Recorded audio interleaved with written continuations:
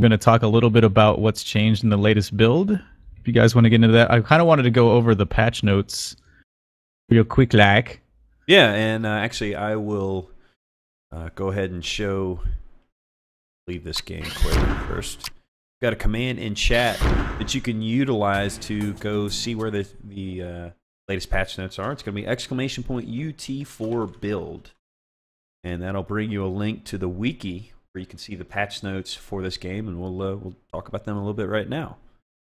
Yep. So I think the big thing that was added in this particular build was the dual enforcers, which is pretty neat. Shout out to Hero P713 for making that happen. Yep, so you get the gangsta dual enforcers. I always like the UT99. You can turn them sideways, stuff like that. I don't know if that's going to happen in this one.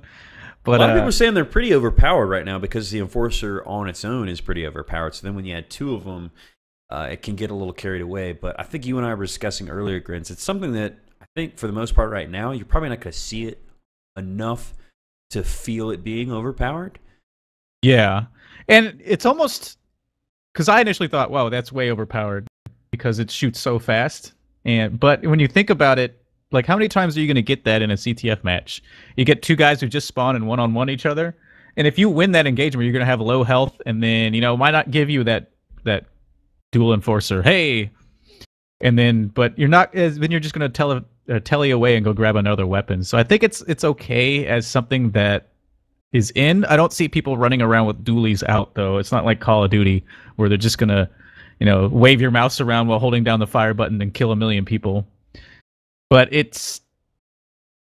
So I think, in my opinion, it's okay right now. Yeah, I mean, obviously, it's only been in the build for less than a week, so we haven't had a ton of time to test it out. But honestly, I'm just happy to see it. I'm glad it's in there because that's kind of one of those iconic UT things that just has to be there. It's like the shock rifle. It's like the translocator. It's like the humping taunt bind. It's got to be in UT. Yeah. So yeah, moving on in the build, what were some of the other things that jumped out to you, Grins? Well, let's talk about a little bit of the smaller things that were changed. The translocator was tweaked a bit. It's not as fast, and the big thing actually about translocator was no more charges. So charges are out that you can just throw your trans as much as you want without worry of it. But, you know, to be honest, you really didn't have to worry that much beforehand because there were so many charges.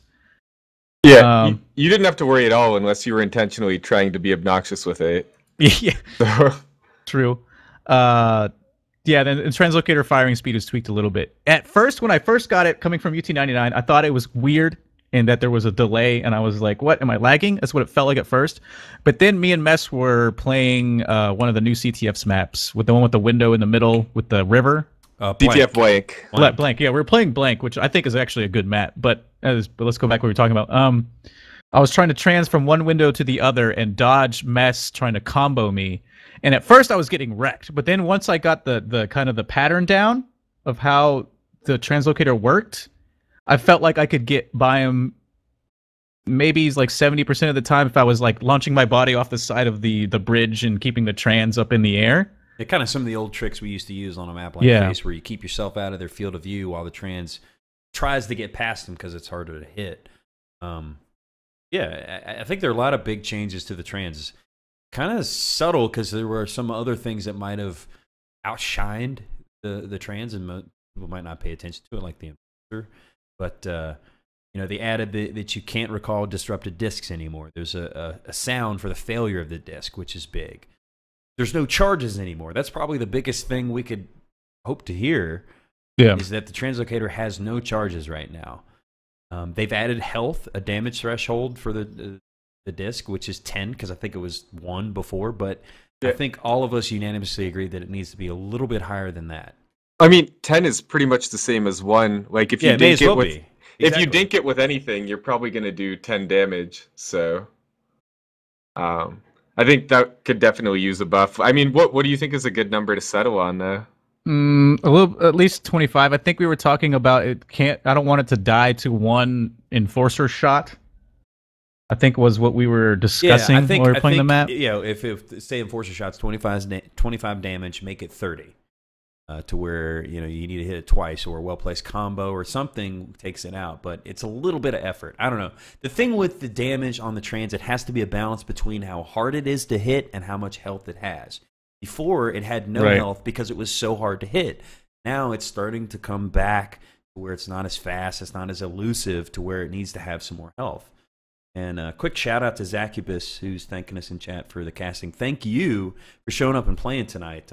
Yeah, thanks, put on man. a show for us, all 4 games. I know it's late for you, but we really appreciate Zacubus and all the other guys, Chumbo, Pleb, Pete, coming out and playing for us. We hope to see them and more guys next Tuesday. I mean, we're going to be doing this every week, maybe even more during the rest of the week. I don't know. Yeah, as UT4 gets bigger, possibly. But I think Cafe also pointing out that another big change was that you can't recall dead discs. And UT99, I believe it killed you. Right, now it just gives you a sound to where it's like bzz, bzz, you can't do it. Yeah, which is cool because you know it's dead. And I actually don't know. I didn't try if you try to teleport to it after it's dead, does it still kill you, or does it just go bit? I'm sure it would if you tried to teleport to a dead translocator. Okay. However, I'm pretty sure at 99, doesn't it make the buzzing noise if you try to recall it when it's been damaged? I don't think so. I think it just kills you. I think it's if you try. Actually, maybe you're right. I think vanilla killed you. They might have tweaked it later. I don't know. Somebody will have to remind us. But yeah, so that's something they changed on it. Which I think is okay. I can see it being highly annoying and slowing down like a flag run. Like if you are stacked and trying to get across a map and your teleporter dies, in UT99 you would just die. And this time you're gonna have to do whatever you're doing without your teleporter and try and go find it. If you pick it up, I believe it fixes itself. But that's got to be like, because like I don't want to lose this keg and belt I just got. So it kind of forces you to fight where you're at and find your telly. Right. Which is going to be interesting. It was kind of an interesting aspect of the game. It was like almost like a hide and go seek or a scavenger hunt. It's like, hey guys, if you happen to spot my translocator, can you let me know? I need to pick it up. I've done it. Yeah, so a lot of changes made to the trans. They tweaked the translocator firing speed, added a couple other ancillary things, but a lot of changes being made to that. And that's one of those things I encourage you to just try it out. It's not necessarily something we can show you on stream. You just have to feel the difference for yourself. Yeah. But other than that, I feel like the biggest change with the weapons was the Stinger alt fire shard, where it sticks into the walls and has a blocking collision now. Basically, it was something that came out of an idea for boosting the. And Paco, I believe you were involved in that conversation when we were at the event, right? Oh yeah, I was talking with Raxi, Whale. There were a couple of us there, and we were talking about pretty much how like team play, team boosting. It's necessary for lifting the ceiling and having it possible to do cool things. And one of the ideas that was pitched was, what if there was sort of a stinger that you could use it to climb walls? Because I mean, one of the things you can do with boosting, you can use it for a quick escape, or you can use it to boot a guy to a ledge that he wouldn't be able to get to himself without a piston, or if he doesn't have a piston, just that he wouldn't be able to get to. And one of the ideas that was brought up was this minigun secondary, and sure enough, a week later, Whale actually prototyped something, and it's already in the UT build, so that's pretty cool. Very cool. We actually put together a little bit of a video to kind of showcase some of the features of it, I guess some of the ideas, some of the failings at the moment, and I think a lot of it is just maybe a misstep in the coding, or maybe their intention was a little different than ours, but I'm going to bring that up right now and show you guys. Yeah, we were messing around with it. And see if I can get it to full screen. Kind of weird. A bit weird, but I mean, it's the first iteration. I'm sure there's going to be a lot of room to improve on it. Restart this. Here you see shooting the secondary shards into the wall, and really what I'm showing here is just the decay time. You can see about how far they stick out, and then you can start seeing them disappear. There's obviously a decay time with these shards. It's actually quite long. Yeah, it lasts for quite a while. And here in this next little clip, you're seeing Grin Spoon, my teammate, making a little bit of a rant for me to run up. And as you can see, as I run up the ramp, obviously it supports me, but it does some serious damage. So by the time I get to the top of it, I ultimately die.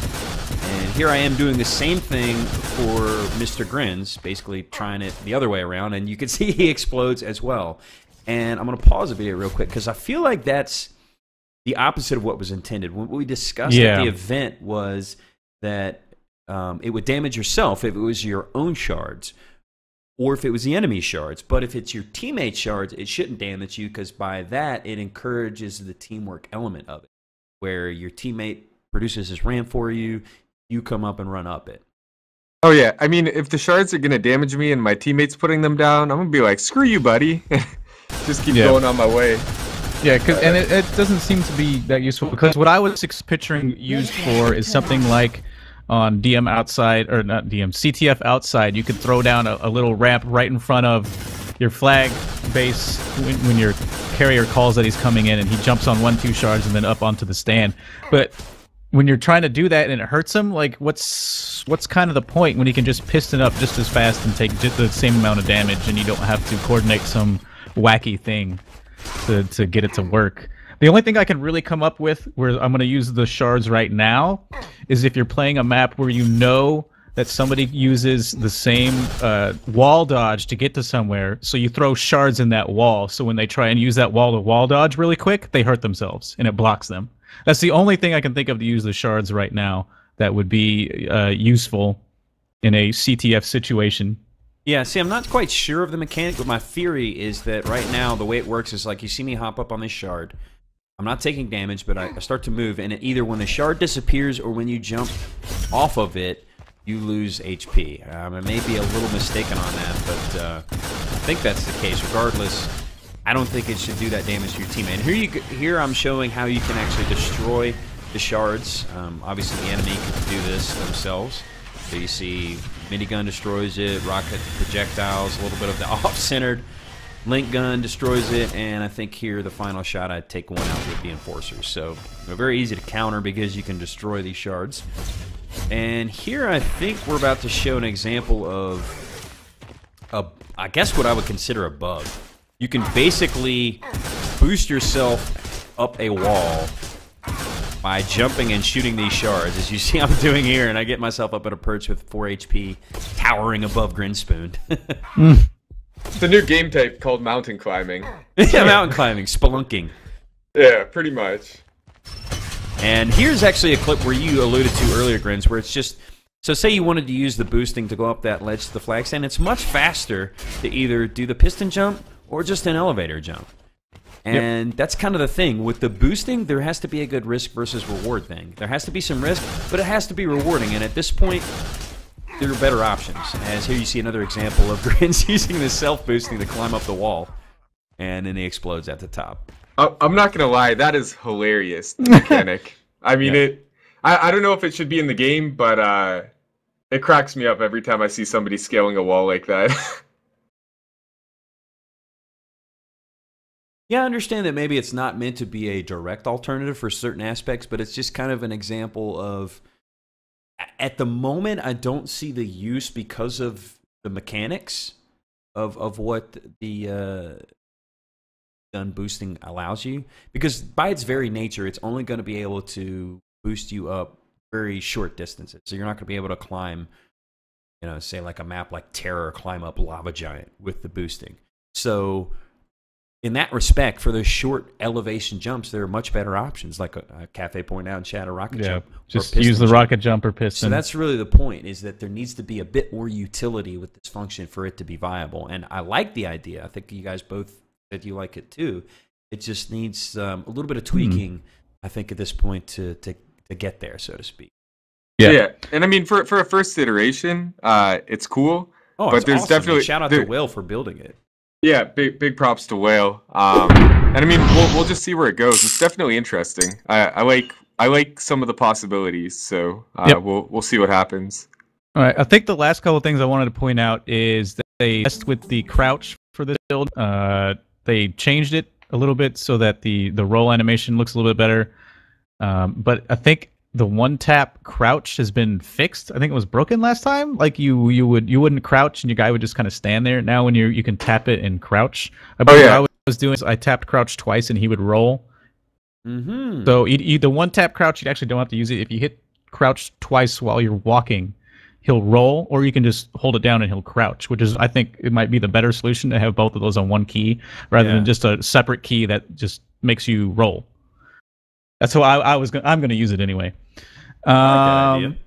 Yeah, it looks like they fixed. I actually was playing some bots earlier. I don't know if people play a lot of bots. I was playing some bots on deck.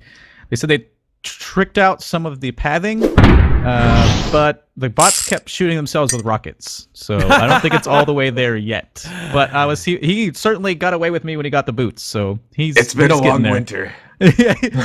He's getting there. It looks like they fixed a few of the bugs too. They fixed the keybind issue, or at least they say they fixed the keybind issue. What were some of the other bugs that I remember seeing that they had supposedly fixed? I think the suicide bug should be taken care of. So for those of you who are experiencing that, where you die and you couldn't sort of respawn, exactly. Yeah. It's a perfect example or analogy, I guess you would say. I'm glad that they got rid of that one, though. There was nothing more frustrating than dying and then just not being able to respawn was just a salt in the wound. And I can't tell you how many times like people were like, "What do I do?" And then you'd have to, you got a suicide, because I mean, your average person is gonna not understand that they're bugged out and they need to, suicide to restart. Yeah. But again, I mean, it's a pre-alpha, so stuff like that is going to happen. Obviously, they dealt with it pretty quickly. It's fixed in this build. Yep. Okay, I think we're almost done with. I guess you guys had something else I forgot about. No, I think that kind of covers the gist of it. Like we said, folks, I think our format's going to be in the future with this. Starting off with the exhibition games, duels, and hopefully some CTF at some point, and then discussing some of the hot button items from the latest update. Yeah. So before we go, if you guys got anything you want to ask in chat, we can talk about our topic. We'll talk about that real quick. If not, I think time to go play some video games. Yeah, we got to get in our gaming fixes too, guys. Hell yeah. That's the thing. When we sit here and watch all this high level play, it just gets us pumped to want to play ourselves. So I am jacked. Yeah, if anybody has any questions at all, if you got questions about what we're doing or the game itself, anything at all, certainly sound off in the chat. If not, we'll sign off and see you guys next time. Anything we want to talk about? I saw that somebody linked a new DM map that Clawfist made. It's pretty sweet. I believe kind of want to check that out. Bubba linked it. Bubba. What's up, Bubba? What up, man? Yeah, we met Bubba at the event. Cool dude. Yeah, I kind of want to check that out. Loved his beard. Him and Gooba and Teriyaki Style would have gone along because they had those epic beards. And again, beard, man. Thanks to Zacubus, Chumbo, Bullet, and Pete for going up and playing for us tonight. Really, really appreciate those guys putting on a show for us, because pretty much all the games were entertaining. There weren't any blowouts.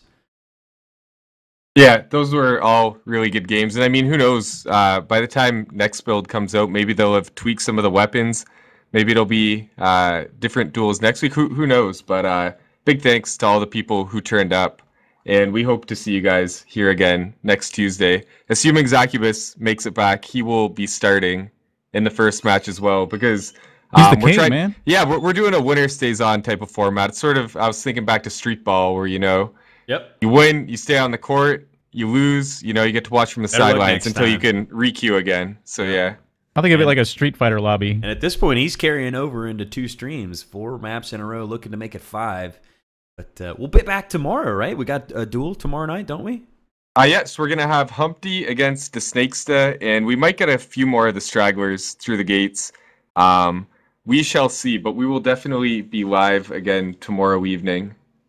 So, and if we don't see you guys tomorrow, for those of you that are celebrating, please have a happy holidays, happy Thanksgiving, and we'll hope to see you next time. All right, guys. Thanks. Enjoy eating turkey. You're so fat. Yeah.